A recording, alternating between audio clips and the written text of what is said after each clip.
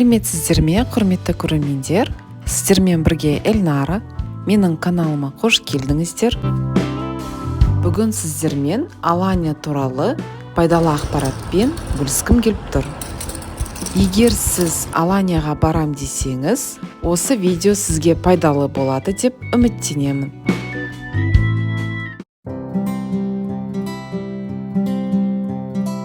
Бірінші кеңес. Бүкіл ақшаларыңызды лираға немесе доллар, евроға ауыстыру қажет емес. Себебі кез келген жерде карточкамен төлеуге болады. Немесе банкоматтардан шешуге болады. Аланияда Инк және Халық банк деген банкоматтардан комиссия алмайды. Біз негізі көп наличка ұстамаймыз. Күнделікті өмірде көбінесе карточкамен төлейміз.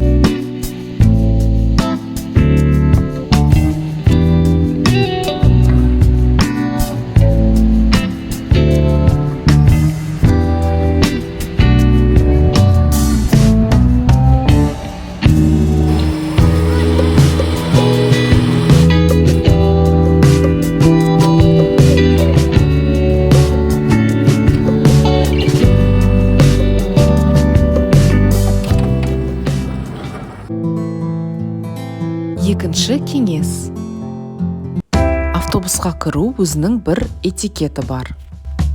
Адамдар алдыңғы есіктен кіреді, сол жақтан водительге жолақысын төлейді.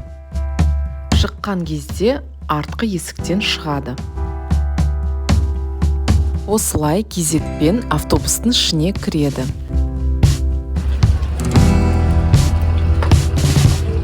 Стамбулдағыдай арнайы жол карточканы сатып алу қажет етпейді. Осылай біздің Каспий карточкамен төлеуге болады. Ең бастысы карточкада Wi-Fi значогы тұру керек. Наличкамен төлесеңіздер, жолақысы шамамен 11 лира болады. Мінекей қарасаңыздар, артқы есіктен шығады, алдыңғы есіктен кезекке тұрып мінеді.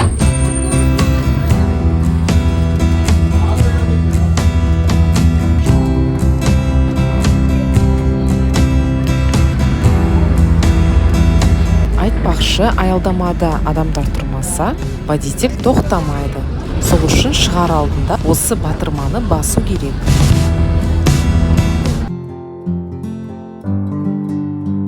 Үшінші кеңес. Пешеход өткізбейді.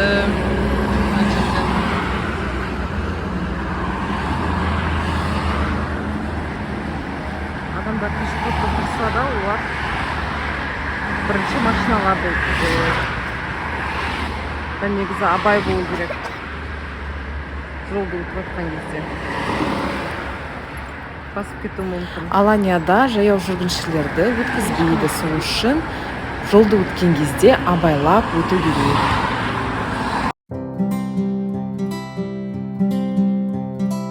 Төртінші кеңес. Достар, Аланияда болсаңыздар, міндетті түрде жергілікті көшіп жүретін базарға барып келіңіздер. Сол базарда жеміс-жидек, көкөніс қана емес, тағы зейтін майы, киімдер, ойыншықтар, ірімшік, жаңғақтар табуға болады.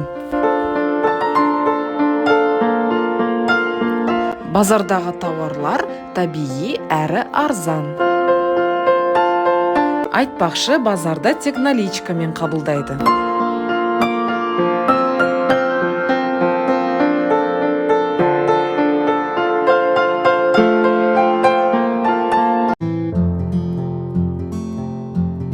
Бесінші кеңес. Жетінші күн біз Махмутларда жүрміз. Мінекей дәріхана. Жетінші күні жұмыс істемейді. Жұмыс күндері 7-ге дейін жасайды. Дәріхананың есігінде осындай тізім тұрады. Бұл тізім кезекші дәріханаларды көрсетеді. Шаштараздарда демалыс күні жұмыс істемейді. тіпті кейбір супермаркеттерде жұмыс жасамайды.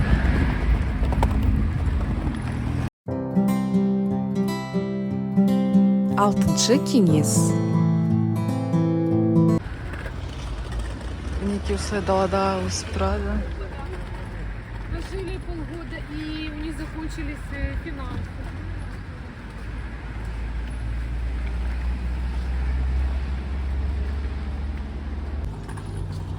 Көшеде өсіп жатқан апельсиндерді алуға болады.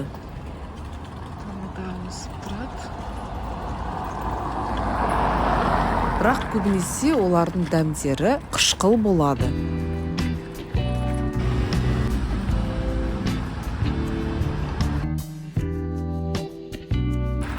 Мына жердегі өсіп жатқан бақшадан апельсиндерді, жалпы жеміс-жидекті алуға болмайды.